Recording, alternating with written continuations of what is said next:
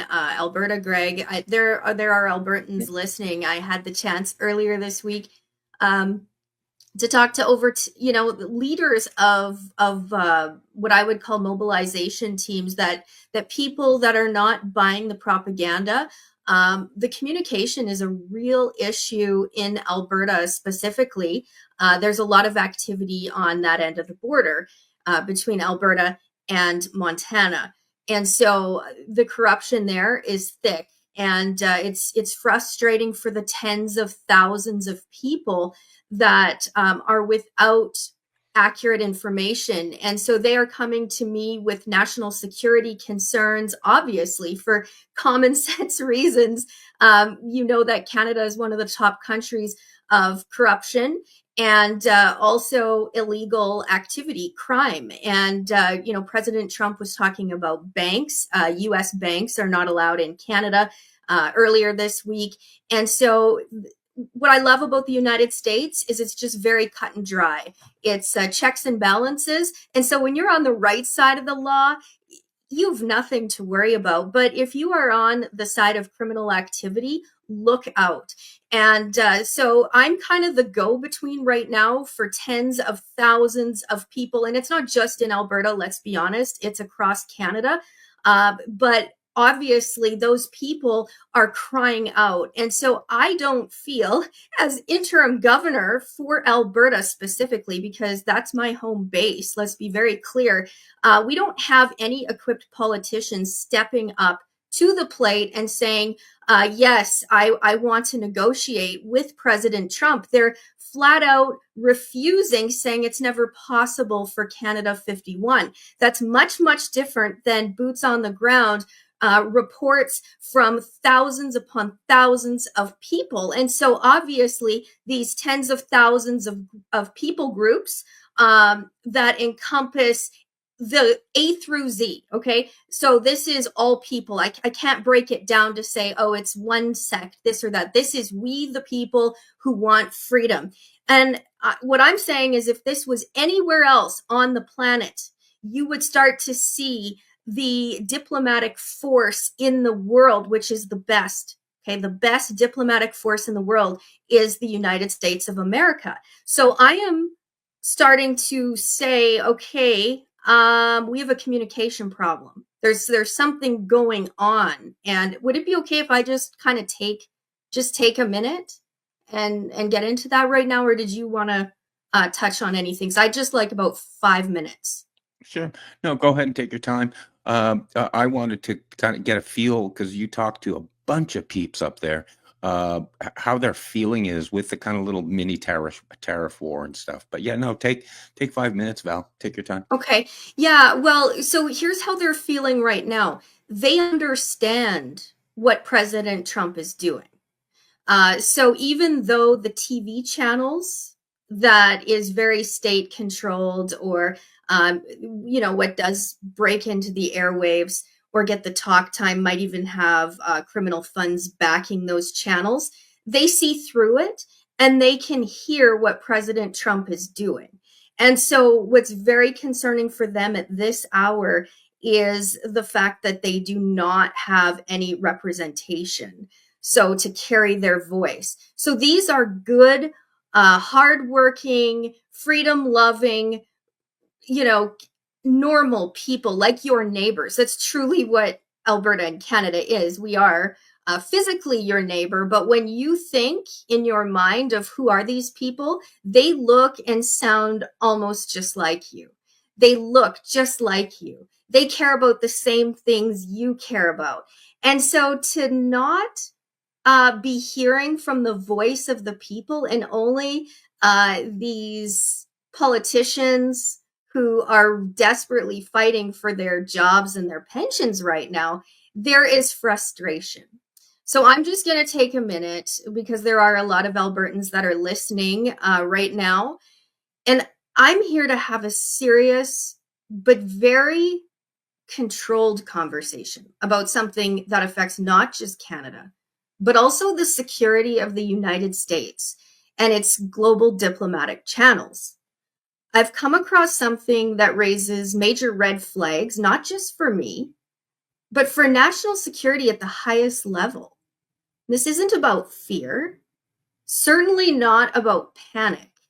This is about facts, accountability, and getting the right eyes on a situation that cannot be ignored. The way information is handled in high level diplomatic communications is supposed to be secure, accountable, and above reproach. But what happens when it's not?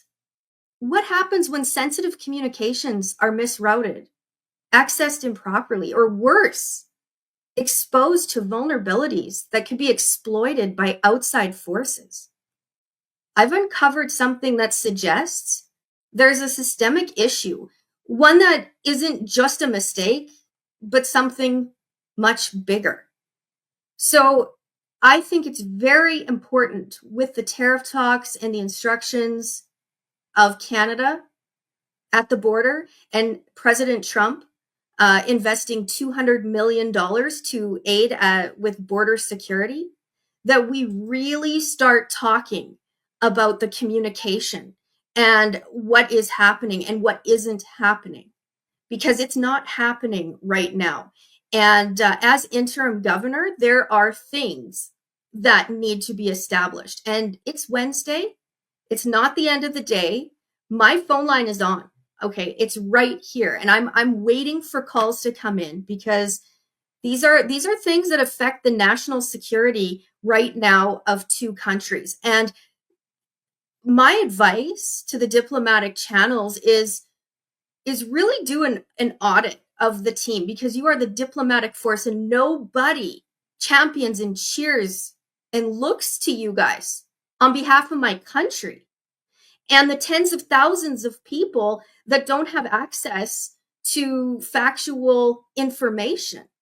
Where are the diplomats? Like, who are they? How do you reach them? At what point do we see them get involved and start making plans? I'm one of thousands behind me that are asking the same questions, and they're following behind me. So, as a representative of we the people, I think we need to get some communication established. We've seen this happen for many, many years. You can take the VOA, that's the Voice of America. So there's things. There's been $200 million set aside. I don't think that if the diplomatic channels are only working with the politicians, I think they're making an error by bypassing the people. Prime example is these politicians are not able to pass anything. We know that they have 30 days. It's the 30-day countdown to freedom. We recognize what our government can and cannot do as we the people, and we need a border czar. We the people are saying that. But can you imagine if we weren't included at the table to be making decisions like that, just bypassed? I think that's a grave mistake. And so I think it's an opportunity, an opportune time right now to start putting. I've been doing some research, and I 100% living in Sheriff Lamb's county. I know his reputation.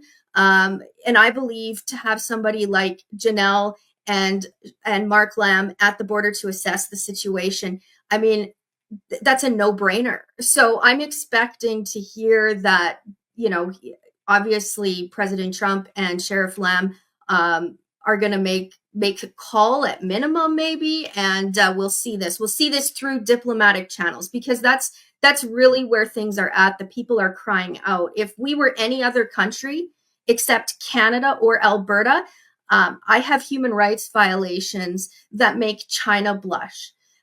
So until we're going to look at those human rights violations toe for toe, okay, what do you want? Like, what is it that you require? Because I don't for 1 second want to think that what we witnessed in the US aid going on in other departments. I can't even bear to think of that. This is national security. This is our military, our US military. And when things affect them and their safety, don't even get me started. Our Army here on this side, 26 veterans are dying every day. I'm on that. And there are people that are going to answer for that. There's actually names. You don't get to hide your name. You don't get to hide your face. You don't get to hide your badge number. You are going to be famous because we need to fix and course correct whatever's going on. So wherever this communication issue is, we need to have it resolved immediately. And I believe of that $200 million that's been allocated to safety at the border, it damn well better be with a communication line that's set up so those tens of thousands of people by nightfall can get a freaking radio signal up. And if you need help with that, you call me. Okay, that's not hard. I can have that done in 24 hours. And that is on day 2 of our 30-day countdown to freedom. So if there's any issues or any clogging, you just send me what the name is, what the department is, and I'll make a call myself. And also, by the way, Rapid Response 47, I want to give you a shout out because that exists for a reason. And so to all the people in Alberta that are watching and across Canada, we are on it, okay?